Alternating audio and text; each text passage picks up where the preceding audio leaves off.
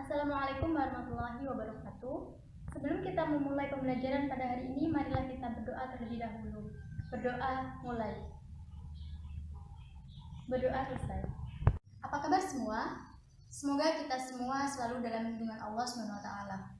Nah, anak-anak, tahukah kalian ketika kita bergerak, berjalan, bernafas, maupun melakukan pekerjaan lainnya, apa yang kita butuhkan? Lalu, apa yang dibutuhkan kendaraan agar dapat bergerak maupun berjalan? Nah, untuk lebih jelasnya, mari kita simak materi berikut ini. Pada kesempatan kali ini, kita akan mempelajari mengenai energi dalam sistem kehidupan. Nah, coba kalian amati gambar berikut ini. Jadi, di dalam gambar terdapat seseorang yang sedang mengendarai sepeda. Lalu, apa yang dibutuhkan orang tersebut agar kuat saat mengendarai sepeda? Ya, jawabannya adalah energi. Energi merupakan kemampuan untuk melakukan usaha atau melakukan suatu perubahan. Nah, jadi kita membutuhkan energi untuk dapat bekerja, bergerak, bernafas, dan mengerjakan pekerjaan lainnya. Energi juga dapat menyebabkan kendaraan seperti mobil, motor, pesawat, kereta api dapat berjalan. Nah, sehingga dapat disimpulkan bahwa untuk melakukan suatu usaha diperlukan energi. Nah, selanjutnya yaitu mengenai bentuk-bentuk energi. Jadi yang pertama yaitu energi kimia. Energi kimia merupakan energi yang terkandung dalam suatu zat. Contohnya, makanan. Manusia memerlukan makanan agar dapat kuat melakukan suatu pekerjaan. Kemudian bensin atau bahan bakar. Jadi kendaraan seperti motor, mobil, pesawat maupun kendaraan lainnya itu memerlukan bahan bakar agar dapat berjalan. Yang kedua yaitu ada energi listrik. Energi listrik merupakan energi yang dihasilkan oleh arus listrik. Contohnya seperti lampu listrik. Jadi lampu dapat menyala karena ada aliran listrik. Kemudian kipas angin. Kipas angin dapat bergerak karena adanya energi listrik yang mengalir. Lalu selanjutnya yaitu ada energi potensial. Energi potensial merupakan energi yang dimiliki oleh suatu materi karena lokasi atau tempatnya. Jadi, setiap benda yang ada di bumi itu memiliki energi potensial. Energi potensial dibagi menjadi dua. Yang pertama yaitu energi potensial gravitasi bumi.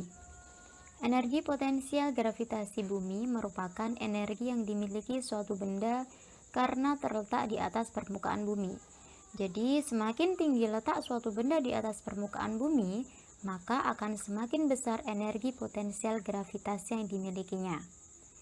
Yang kedua ada energi potensial elastisitas. Energi potensial elastisitas merupakan energi yang tersimpan pada benda yang sedang diregangkan. Contohnya seperti karet ketapel dan busur panah. Jadi, ketika kita meregangkan karet ketapel, maka karet tersebut akan mengalami suatu energi potensial elastisitas. Begitupun yang dialami oleh busur panah. Jadi, ketika kita meregangkan busur panah, maka busur panah tersebut akan mengalami atau memiliki energi potensial. Contohnya juga terdapat pada per. Ketika per ditekan atau dipanjangkan, diregangkan, maka per tersebut memiliki energi potensial elastisitas. Bentuk energi selanjutnya yaitu energi kinetik. Energi kinetik adalah bentuk energi ketika suatu benda mengalami perpindahan atau pergerakan.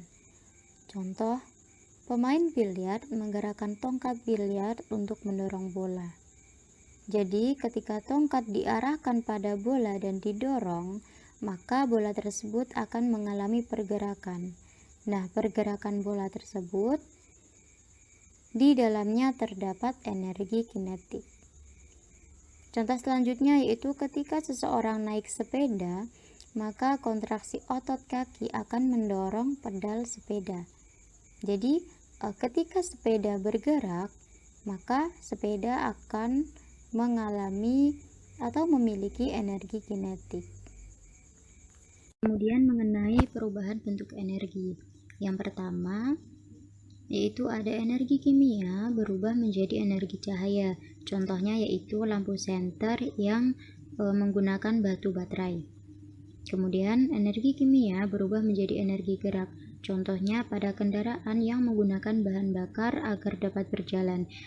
Contohnya seperti mobil, motor, kereta api, pesawat. Kemudian ada energi listrik berubah menjadi energi gerak. Contohnya yaitu pada kipas angin. Lalu yang terakhir yaitu ada energi listrik berubah menjadi energi panas. Contohnya yaitu pada setrika. Kemudian kita lanjut ke sumber-sumber energi. Yang pertama yaitu sumber energi tak terbarukan. Jadi energi tak terbarukan itu merupakan energi yang dapat habis. Contohnya seperti energi hasil tambang bumi dan energi nuklir. Yang kedua yaitu sumber energi terbarukan. Energi terbarukan yang dimaksudkan itu yaitu energi yang dapat diperbaharui atau tidak dapat habis. Contohnya seperti energi matahari, pembangkit listrik tenaga air, energi angin, dan energi tidal. Kemudian yang terakhir di sini ada makanan sebagai sumber energi. Contohnya karbohidrat, protein, dan lemak. Untuk karbohidrat dapat kita jumpai pada kentang, jagung, beras, umbi-umbian, dan buah-buahan yang rasanya manis. Kemudian untuk protein ini dibagi menjadi dua, yaitu protein hewani yang dapat kita jumpai pada daging, ikan, telur, susu, dan keju. Kemudian untuk protein nabati dapat kita jumpai pada kacang-kacangan, tahu, tempe, dan juga gandum. Nah, dan untuk yang terakhir yaitu lemak. Lemak juga dibagi menjadi dua, yaitu lemak hewani. Lemak hewani dapat kita jumpai pada keju, susu, daging, kuning telur, daging sapi, daging kambing, daging ayam, dan daging bebek. Untuk lemak nabati dapat kita jumpai pada kelapa, kemiri, kacang-kacangan, dan buah alpukat. Untuk selanjutnya, saya akan memberikan lembar kerja siswa yang terdiri dari beberapa soal dan soal dikerjakan secara berkelompok. Untuk kelompoknya saya sudah menentukan dan dapat dilihat di grup.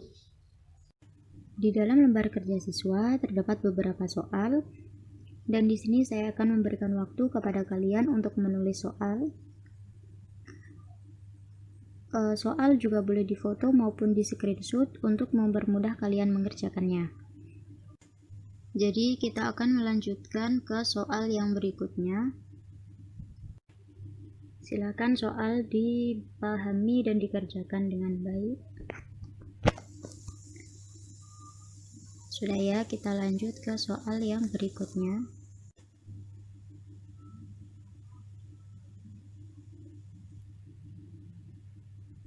Nah, untuk nomor 7 di sini terdapat artikel 1.